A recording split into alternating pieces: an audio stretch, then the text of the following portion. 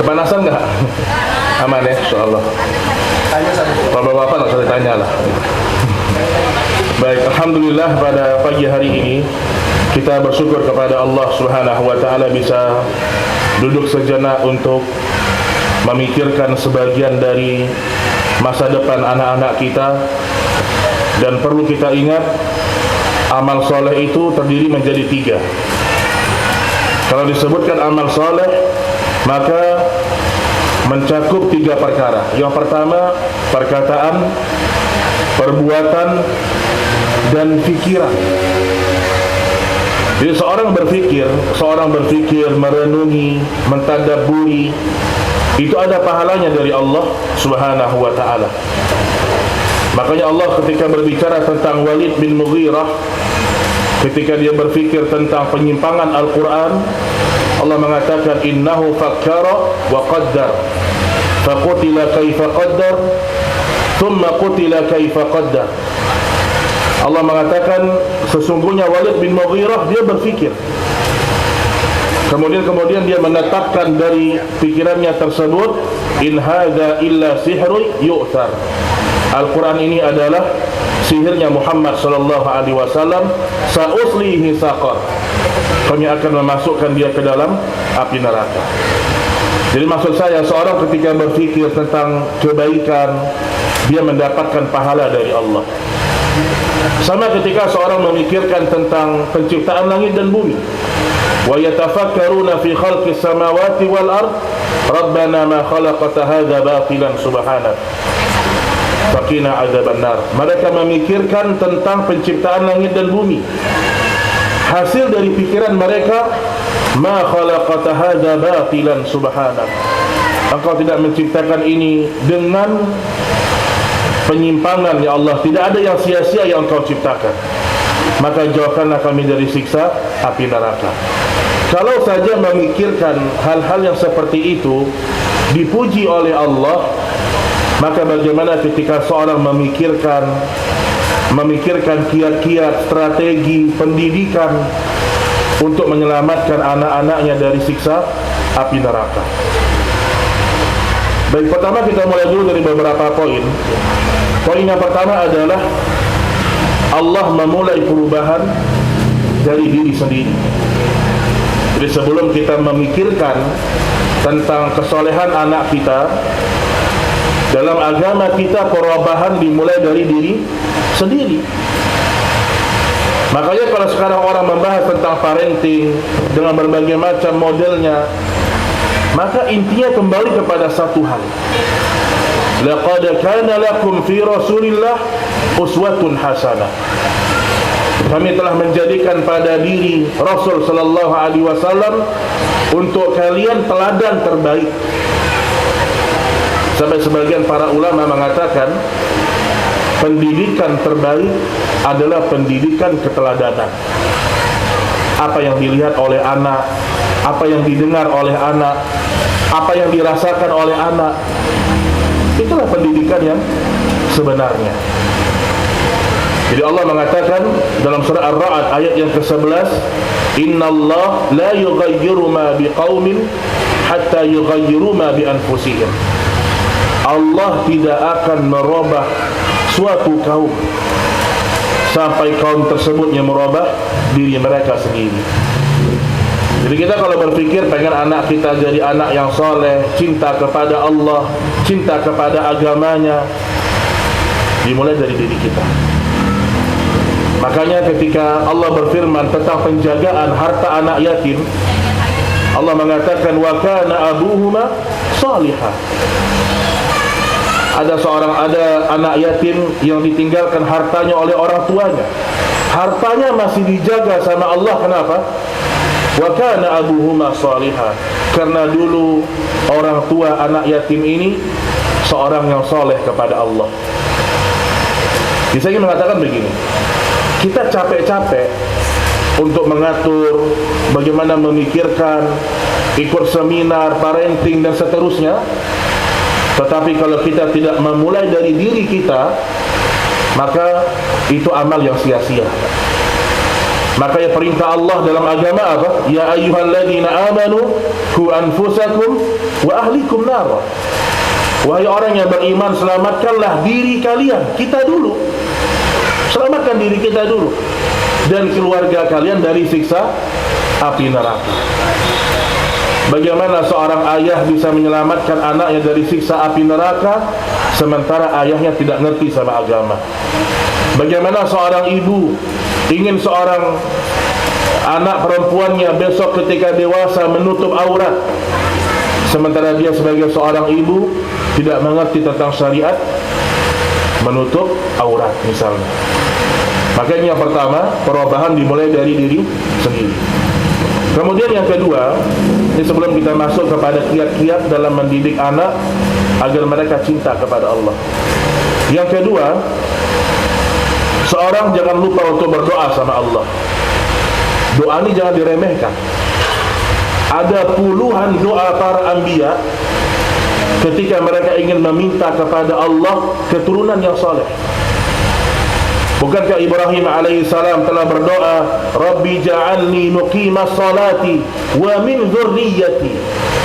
Wahai Rabbku, jadikanlah aku orang-orang yang mendirikan salat dan jadikanlah keturunanku orang-orang yang juga menegakkan salat.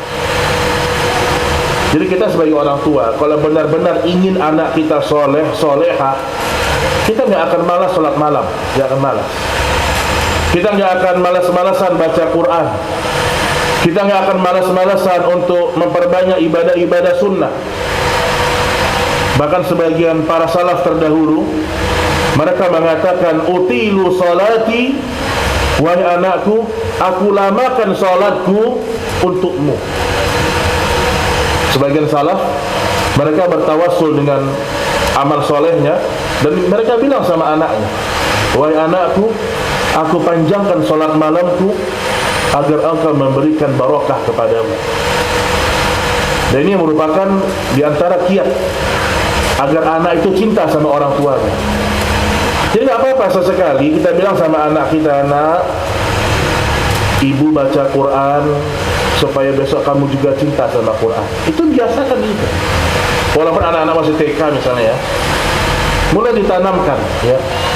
Tunjukkan kalau kita ingin kebaikan untuk anak kita. Begitu juga ketika seorang berdoa kepada Allah Subhanahu wa taala, jangan dia lupakan minta doa anak-anak yang saleh. Rabbi habli minas salihin. Ya Allah, karuniakanlah kepadaku anak-anak yang saleh. Sekarang iya Pak, kita belum melihat mudarat anak itu kalau dia tidak kenal sama agama. Sekarang masih di bawah pengawasan kita, masih TK, masih SD, masih bergantung sama kita. Kalau kita tidak dari dini mendidik mereka dengan agama, kemudian mereka tumbuh jadi anak yang tidak peduli dengan agama, maka orang pertama yang dirugikannya adalah kita sendiri. Ingat itu. Kalau anak tidak saleh, yang pertama dirugikannya adalah orang tuanya sendiri. Makanya anak dalam Al-Quran Allah sebutkan dengan berbagai macam bentuk. Ada yang Allah katakan anak itu hanya sekedar perhiasan dunia, zinatul hayatid dunia. Tidak ada orang punya anak cuma sekedar perhiasan dunia. Anaknya lucu ya, anaknya pintar ya, sekedar itu. Kalau sudah besar sedikit, gimana anak kamu sekarang? Anak saya di Perancis, yang satu di Belanda, yang satu di Jerman. Sekedar itu, perhiasan dunia. Ada anak yang mereka menjadi fitnah untuk orang tuanya. Jadi banyak orang tua terfitnah, diuji dengan anak-anaknya. Dan juga ada anak yang Allah takdirkan dia menjadi amal soleh bagi kedua orang tua. Waladin salih yada'ulah, seorang anak soleh yang mendoakan kedua orang tua. Baik, ini dia poin yang kedua berkaitan dengan masalah untuk diri kita dulu sebagai ayah dan ibu, membekali dua poin ini dulu. Perbaiki diri, perbaiki salat, perbaiki keimanan, perbaiki nafkah kalau ada yang haram, sebelum kita memperbaiki anak-anak kita. Dan yang kedua, berdoa kepada Allah dalam salat malam kita, dalam ibadah-ibadah kita, berdoa meminta anak-anak yang soleh. Baik, sekarang kita masuk kepada beberapa metode yang disebutkan oleh para ulama, yaitu bagaimana menumbuhkan cinta anak kepada Allah. Kenapa saya pakai kalimat menumbuhkan? Karena memang yang namanya cinta itu dia tumbuh. Dia seperti kita menanam benih. Dan selalu saya katakan di majelis-majelis parenting seperti ini, anak-anak itu, Bapak Ibu, mereka bukan seperti kertas HVS putih, bukan.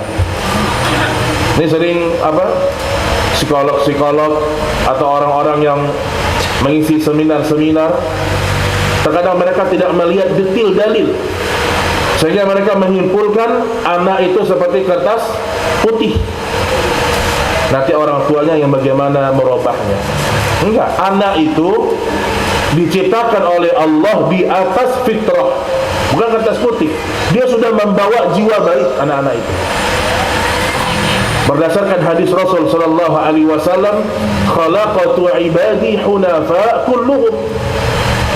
Aku telah menciptakan hamba-hambaku semuanya hunafa. Mereka berada di atas tauhid. Mereka menyimpan kebaikan dalam diri mereka. Namun syaitan membuat mereka menyembah berhala, melakukan syirik kepada Allah Subhanahu wa taala. Jadi enggak ada ceritanya anak itu lahirnya punya akhlak buruk, tidak ada. Anak kita itu dia semua membawa fitrah yang baik. Fitrah yang baik. Maka Rasulullah sallallahu alaihi wasallam bersabda, kullu maulud yuladu 'ala al-fitrah. Setiap anak terlahir dalam kondisi fitrah. Fa abawahu yuhawidani, maka orang tuanya meyahudikan dia.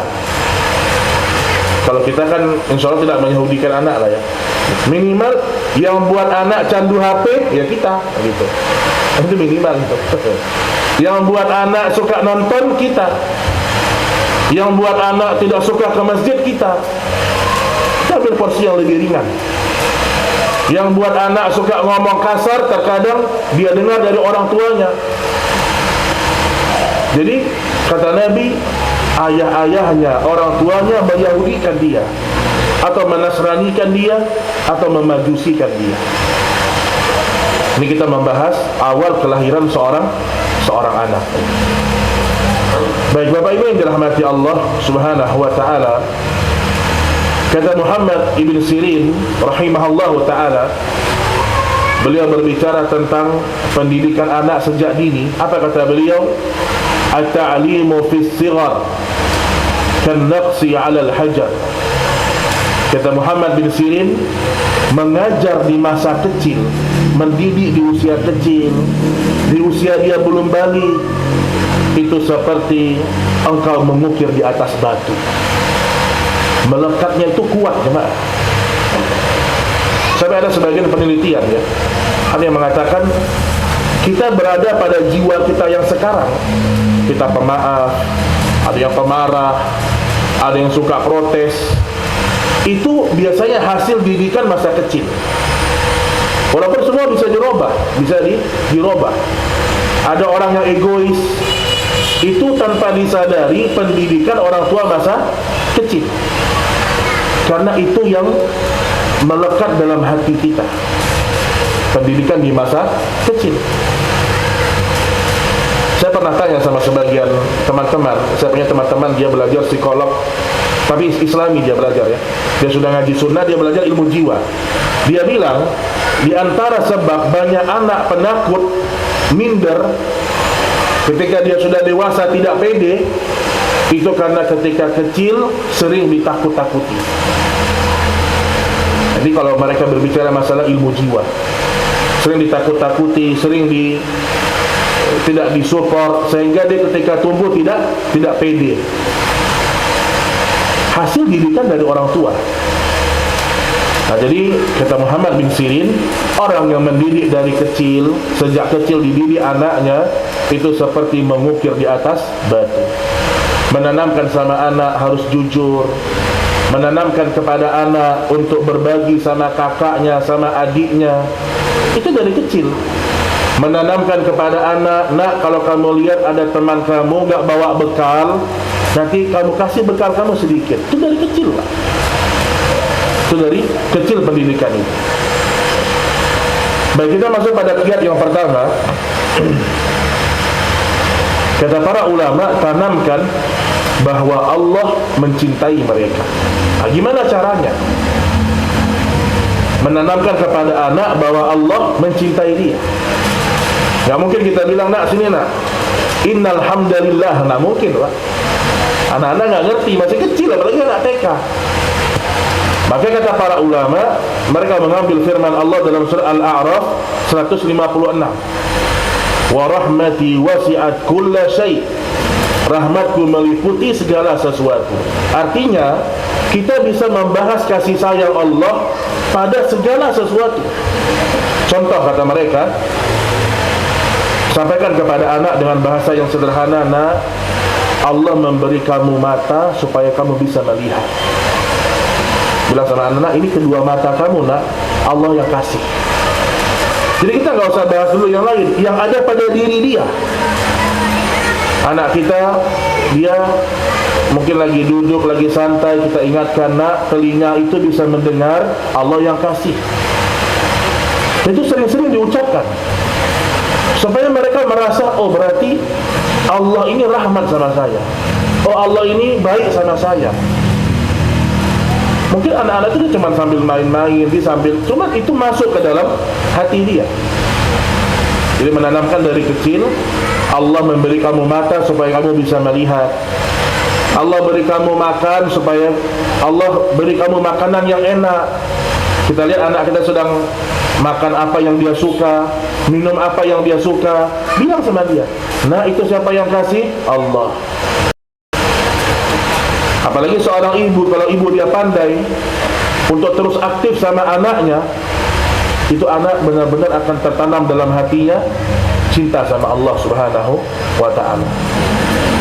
Kemudian juga, jadi kata para ulama, tujuannya ini apa? Tujuannya anak merasa dicintai sebelum diajari rasa takut. Jika kita sering mengatakan seperti itu, anak itu merasa dicintai sebelum dia diajari rasa takut. Kalau kamu begini nanti Allah marah, itu nanti. Ingat itu ya, pendidikan yang seperti itu nanti. Makanya Nabi SAW ketika mengingatkan anak-anak itu di usia 10 tahun, mulai Nabi tegas, fadribuhum 'alaiha wa hum abana asyra sinin. Kalau dia sudah usia 10 tahun, maka dipukul dia. Kalau dia tidak mau sholat, pukulan kasih sayang. Jadi sudah mulai tegas. Tapi kalau masih usia-usia kayak gini nih, kecil gini, itu kita lebih kepada rahmat, kasih sayang. Tapi itu tidak didiamkan, dibilangin terus. Sedang minum apa, nak? Itu dari Allah. Baju kamu bagus ya, nak? Itu dari Allah. Gitu loh, Pak. Mungkin ibu-ibu lebih cerdas, ibu-ibu mencontohkan ya. Itu jangan lupa, karena semakin sering disebutkan nama Allah kepada anak itu, dia nanti akan merasa Allah baik sama dia. Allah baik kepada dia. Misalnya datang suara azan, mulai dibiasakan, ayo nak, jawab azan sama ibu, dibiasain. Walaupun dia belum wajib sholat, tapi dari kecil dia kalau sudah dengar azan, Allah, azan Allah gitu. Itu pendidikan dasar dari kecil yang harus ditanamkan kepada anak-anak. Kemudian yang kedua, dan ini juga tidak kalah penting, Bapak Ibu sekalian, membangun rasa cinta anak kepada Allah lewat zikir dan doa harian. Makanya satu sisi, Pak, adanya semacam TK begini, ada di bawah TK ada lagi apa namanya? Di bawah TK apa namanya lembaganya? Playgroup, Masya Allah. Satu sisi kita senang anak kita ada yang bantu agamanya. Satu sisi kita sedih. Kenapa sedih? Anak kita tahu semua doa dari guru, sehingga kita sebagai orang tua nggak dapat lagi andil pahalanya. Semua diambil sama guru-guru. Anak doa mau makan dari guru, doa setelah makan dari guru, doa masuk WC dari guru. Yang seharusnya itu dimulai dari orang tua. Anak bisa hafal Al-Fatihah dari siapa? Dari guru. Jadi satu sisi kita jangan sampai hanya melepas anak kita. Oh, udah sekolah di Nabawi, sekolah aman udah. Tetap kita harus dapat andil pahalanya. Makanya doa-doa harian diajarkan, zikir-zikir yang ringan aja. Jangan antum ajarkan zikir-zikir yang berat. Antum aja nggak hafal, apalagi anak misalnya kan. Ini nak hafalin nak, zikir memakai baju. Masih banyak yang nggak hafal kan, zikir memakai baju, doa pakai baju. Tapi yang ringan-ringan, misal kalimat Alhamdulillah, biasakan itu. Bismillah, atau dia mengucapkan kalimat Allahu Akbar, itu dibiasakan. Saya pernah lihat ada cuplikan di anak-anak di Arab Saudi ya. Mungkin aku pernah lihat juga, dia sedang main HP dalam mobil, sedang main HP, tiba-tiba ayahnya buka pintu. Hayya sholat, sholat, as-sholat. Kata bapaknya, ayo sholat, sholat, sholat. Anda masih sibuk. Terus dia bilang sama ayahnya, ya akhi, sholat, ya bunay, ya walad, sholat. Sholat, langsung dia tutup. Langsung dia tutup HP-nya. Terus dia mengatakan apa? Sholat, anak muslim. Katanya, Masya Allah. Itu anak masih kecil sekali saya lihat. Saya muslim, saya harus sholat gitu. Jadi nggak sulit lagi menyuruh anak untuk sholat kalau sudah dibiasakan. Jadi doa-doa harian, tolong Bapak Ibu semua dibiasakan anak-anak kita mengucapkan. Kalau perlu di rumah itu mungkin ada ya stiker-stiker doa. Apalagi anaknya banyak, masih kecil-kecil, dia mau masuk dalam kamar mandi, sesekali bisikkan, baca apa, keluarnya apa. Terutama doa yang pendek-pendek. Dan sekarang ini Pak, TK-TK sunnah, alhamdulillah, itu perkembangannya dahsyat dibandingkan pendidikan kita ketika kecil, iya atau tidak? Anak-anak TK sekarang ada yang hafal juz 30, Masya Allah. Ada yang hafal juz 29. Bapak ibunya boro-boro hafal. Bapak ibu setengah mati hafal susah. Dan saya kalau ingat-ingat masa TK saya dulu, kayaknya saya nggak ada, agama-agama nggak ada Pak. Kalau saya ingat dulu TK itu diajarkan guru main angklung. Apa ini main angklung? Dulu main angklung, TK-TK umum. Nah antum bersyukur sama Allah. Sekarang anak antum sudah di tempat yang insya Allah sesuai dengan sunnah, dididik dengan agama. Tinggal kita sebagai orang tua menyempurnakan apa yang kurang dari pendidikan yang ada di sekolah. Karena nggak ada yang sempurna, nggak ada yang sempurna. Tidak mungkin semua pendidikan itu sempurna, tidak ada. Tapi paling tidak kita sebagai orang tua ya menutup celah-celah yang kurang di rumah. Jadi biasakan anak bangun tidur dia baca doa. Makanya sebenarnya betapa besar pahala seorang ibu itu sebenarnya. Dengan lebih kepada ibu sebenarnya ini. Makanya kata disebutkan al-ummu madrasatul ula. Ibu itu adalah sekolah pertama anak-anak mereka. Kita kalau lihat perjuangannya ibunya Sufyan Ats-Tsauri. Sufyan Ats-Tsauri dia lahir dalam kondisi yatim. Sementara ibunya seorang penjahit. Dilihat sama ibunya, ini anak saya cerdas, hafalannya kuat. Saya harus kenalkan dengan para ulama. Akhirnya ibunya setiap subuh mengantarkan anaknya ke depan para ulama. Terus setiap hari. Sampailah Sufyan Ats-Tsauri mulai dewasa, dia mau melakukan safar. Apa pesan ibunya? Wahai Sufyan, kalau bertambah satu hafalanmu, engkau lihat hatimu. Kalau bertambah rasa takutmu kepada Allah, tambah hafalanmu. Pesan seorang ibu kepada anaknya yang sedang menuntut ilmu. Jadi doa-doa harian tolong dibiasakan. Makanya Rasulullah sallallahu alaihi wasallam mengatakan, la yazalu lisanuka ratban min dzikrillah. Hendaklah lisanmu adalah lisan yang selalu berzikir basah kepada Allah. Kita kalau dalam mobil nih, anak di belakang, kalau dia lihat ibunya selalu bertasbih, subhanallah, subhanallah, itu anak pasti ada sesuatu yang dia lihat. Atau seorang ibu selalu baca Quran, dia lihat. Tapi kalau dia lihat ibunya main HP terus, repot. Jadi jemaah sekalian, intinya apa yang dilihat oleh anak di masa kecil, apa yang dia dengar, apa yang dia rasakan, itulah pendidikan yang dicontohkan oleh Nabi Sallallahu Alaihi Wasallam. Makanya kata sebagian para ulama salaf, kalaulah teori saja cukup untuk mengajarkan orang, maka Allah tidak perlu mengutus Rasulullah sebagai manusia. Seandainya cukup turun Al-Quran tanpa perlu ada sosok yang mencontohkan, maka tidak perlu diutus Nabi lagi. Tapi Al-Quran diturunkan bersamaan dengan contoh, yaitu siapa? Rasulullah Sallallahu Alaihi Wasallam.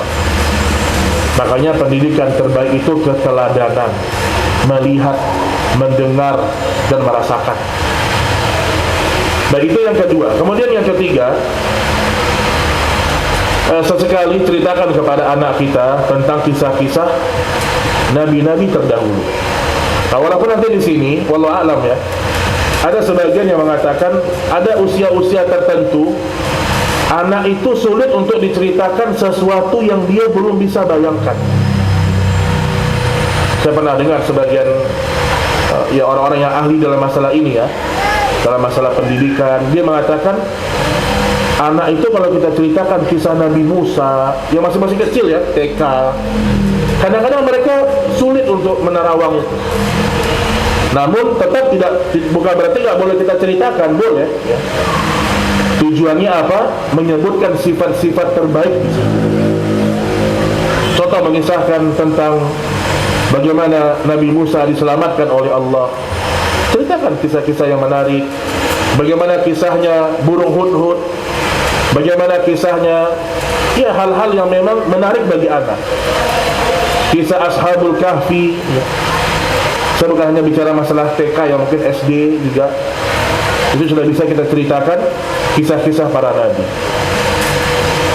Kalau sudah mulai agak dewasa lagi, kisah Nabi Hud, kaum Ad, kaum Thamud, itu semua diceritakan. Kenapa? Karena dengan menceritakan kisah-kisah seperti itu, anak kita mendapatkan tambahan ilmu dia. Makanya Allah mengatakan, nahnu naqussu 'alaika ahsanal qasas. Kami menceritakan kepada engkau ya Muhammad sebaik-baiknya cerita. Bayangkan itu, sebaik-baiknya cerita. Jadi jangan lagi ceritanya si kancil dengan siapa? Itu udah lama itu kisah, itu gak usah. Cerita yang benar-benar manfaat, yang benar-benar ada. Peristiwa Nabi Isra dan Mi'raj dengan bahasa yang sederhana. Kisah bagaimana Ibrahim diselamatkan oleh Allah dengan bahasa yang sederhana. Makanya saya juga bersyukur ya dengan adanya sebagian kakak-kakak yang ustaz-ustaz yang memang dia fokus di masalah pendidikan anak. Saya bersyukur karena gak semua orang mampu. Gak semua orang mampu duduk di depannya anak TK. Gak semua orang mampu Pak, ceramahnya anak TK itu sulit. Tapi ada kakak-kakak yang kita tahu ya, yang sunnah, mereka fokus kepada pendidikan anak, sehingga kita ini terkurangi beban kita untuk menjelaskan pendidikan kepada mereka. Tidak harus ada orang-orang yang seperti itu memang ya. Jadi semua saling menyempurnakan.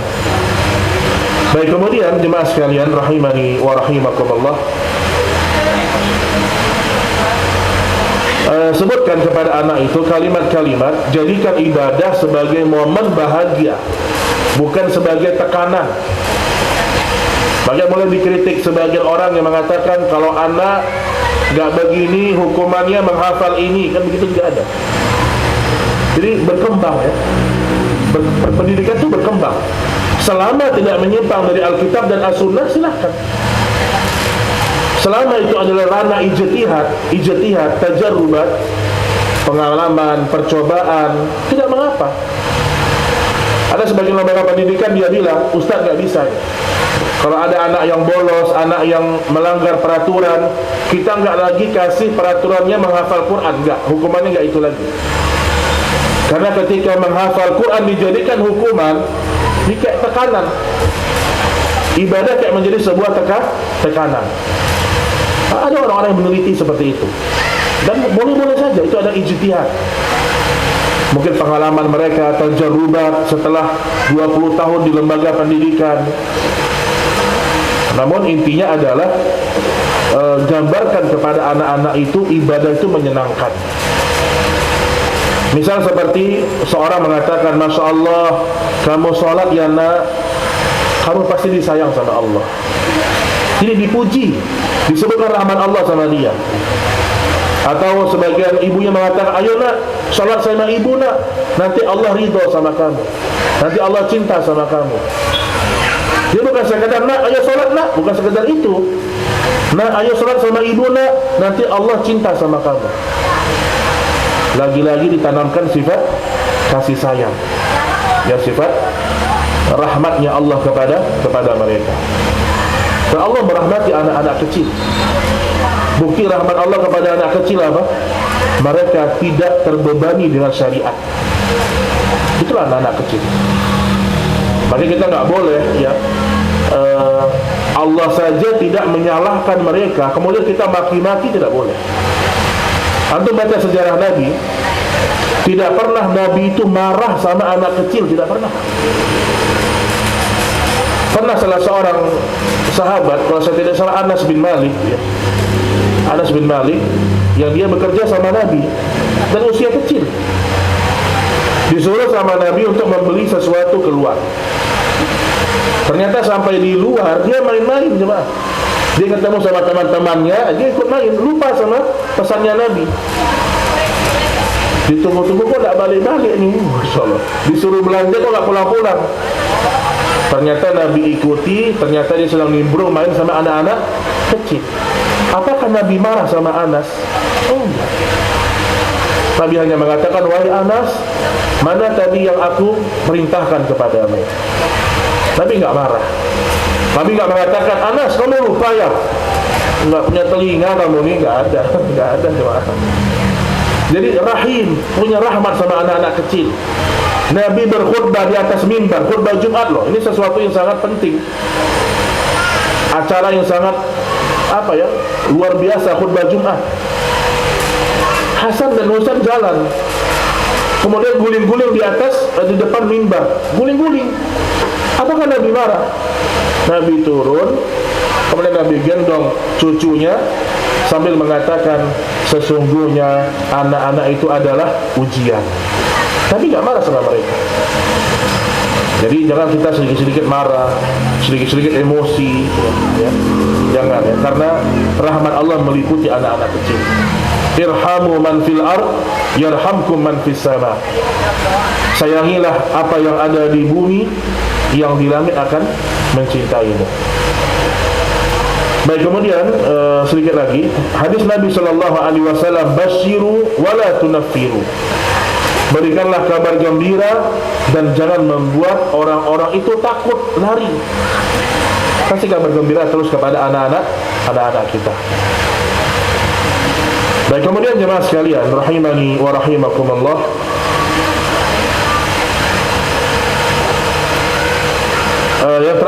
yang terakhir bimbing anak-anak itu untuk berdoa dengan lembut. Jadi kita ajarkan dia cara doa sama Allah. Seperti misalnya tadi saya sebutkan ya. Jadi misalnya kita nggak apa-apa panggil anak kita selesai sholat, ajarkan, kita dekatkan tangannya begini, terus kita diktekan apa yang harusnya dia ucapkan. Ini simpel tapi melekat dalam hati anak. Ya, simpel tapi mendekat dalam hati anak. Kemudian juga para ulama menyebutkan hendaklah seorang itu selalu mengucapkan kalimat-kalimat positif, kalimat tauhid kepada anak. Misalnya mengatakan Allah Rabbi, ini dari Allah, ini dari Allah nak, ini nikmat Allah nak, Allah yang kasih nak, Allah cinta sama kamu nak. Ini sering-sering untuk disampaikan. Sering-sering untuk disampaikan. Baik, wallahu a'lam bissawab. Ini mungkin materi sederhana pada pertemuan kali ini. Ini sekedar mengingatkan kita semuanya. Sebenarnya mendidik anak-anak yang masih kecil ya, itu lebih kepada kasih sayang, rahmat. Makanya kebanyakan guru TK itu anak perempuan biasanya, ya kan? Biasanya ya. SD juga banyak yang perempuan walaupun juga ada yang laki-laki. Kenapa? Karena memang mereka butuh kasih sayang, butuh rahmat. Dan biasanya kasih sayang itu lebih melekat pada sosok seorang wanita. Ya wallahu taala a'lam bissawab. Sebelum kita akhiri, kalau ada pertanyaan, falyatafaddal mashkur. Ya, silakan Pak.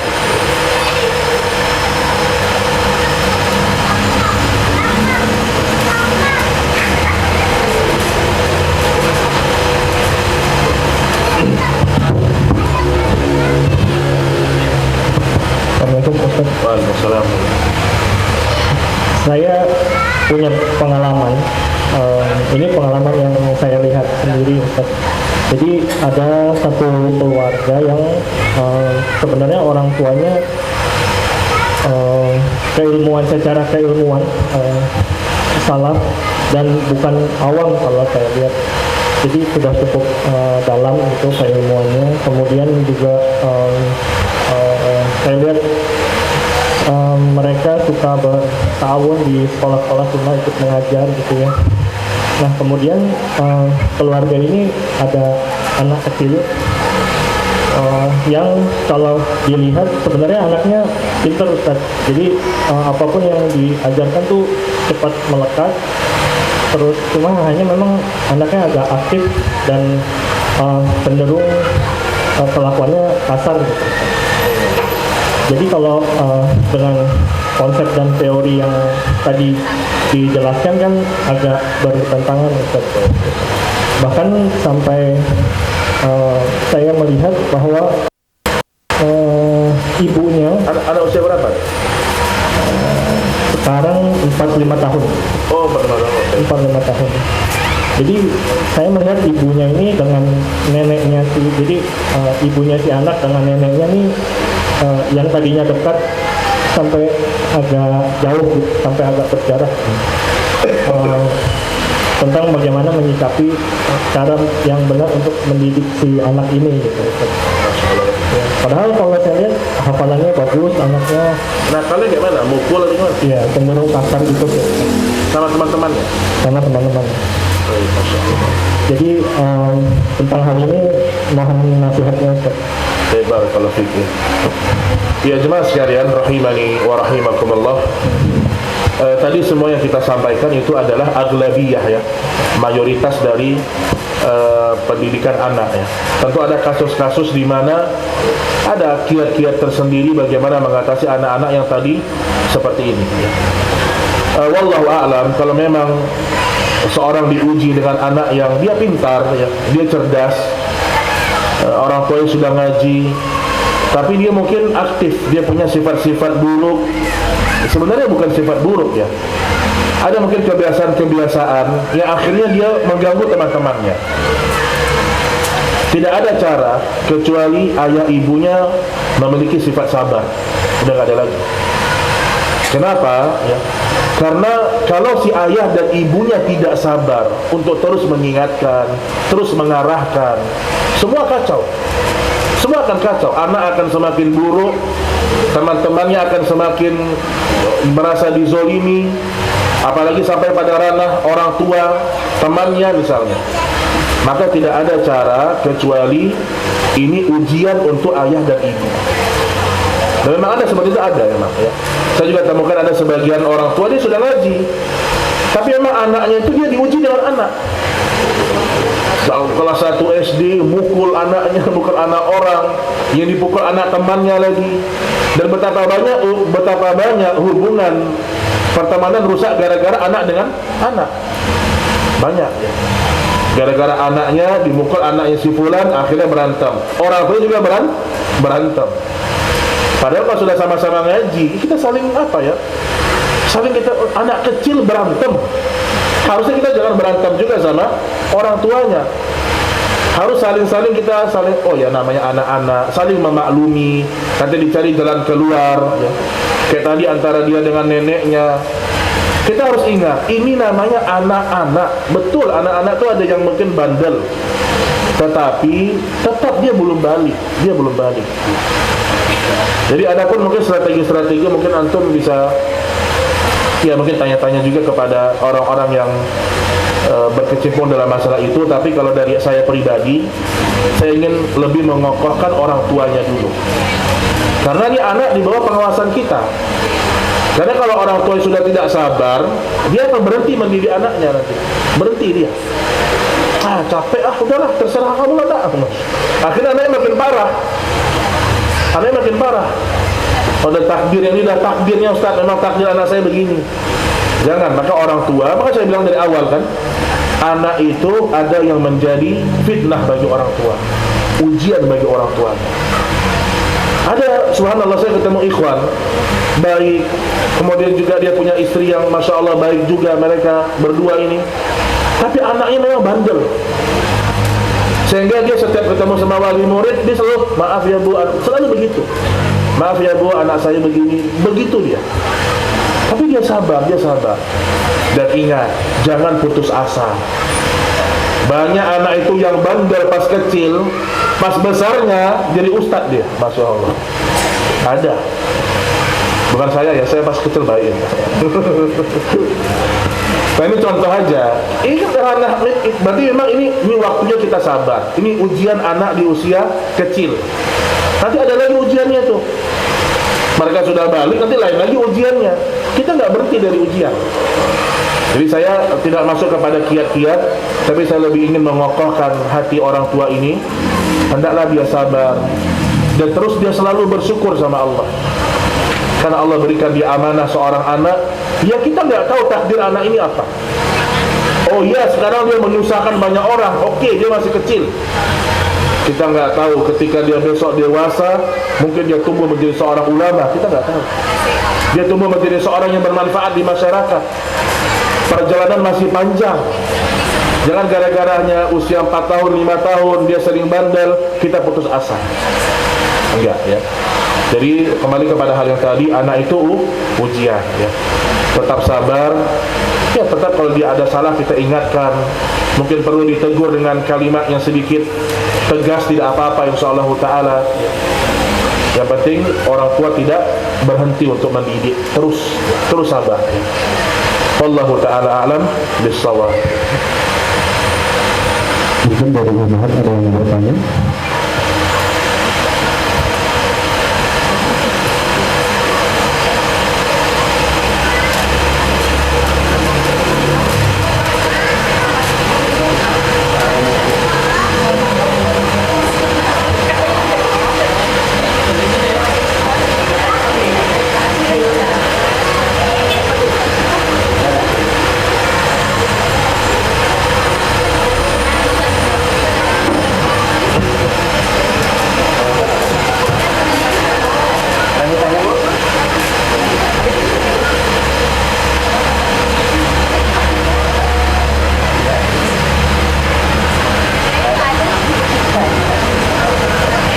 Ada?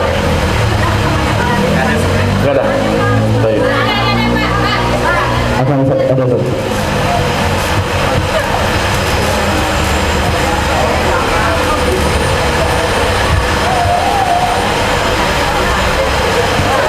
Terima kasih atas kesempatan yang diberikan. Waalaikumsalam. Ya, Assalamualaikum warahmatullahi wabarakatuh. Waalaikumsalam. Mohon izin sedikit saja. Intinya mau bertanya mengenai perkembangan anak yang sebaiknya bagaimana dari kecil. Pada umumnya mungkin di Indonesia yang mau melanjutkan di sekolah dasar itu kan apa ya istilahnya dituntut gitu ya, apa ya bahasa ya baiknya. Jadi wajib bisa baca gitu ya. Sedangkan kan anak-anak itu apalagi perkembangannya di generasi Z, dia itu sudah sangat pintar, sudah banyak media yang mereka terima, bukan kayak kita dulu yang bisa ini Ibu Budi misalnya langsung bisa. Sebaiknya bagaimana? Apakah memang sudah dilema bagi kita semua, misalnya harus wajib gitu ya mengajarkan, Baca.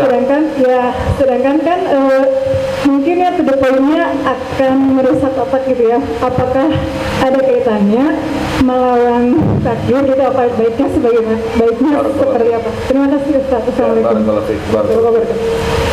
Baik, sebelum saya jawab, saya kasih sedikit tadi, mungkin kiat-kiat. Ya, misalnya contoh ya, saya tadi lihat, misalnya kalau ada anak bandel nih, contoh aja ya. Disebutkan anak 4 tahun itu mereka sedang belajar mengatur emosi, ingin selalu diperhatikan, dan mereka mencoba batas aturan.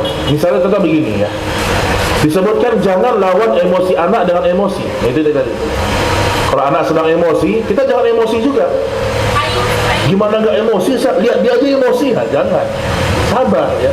Jadi kalau anak itu sedang emosi dia, kita jangan lawan dengan emosi.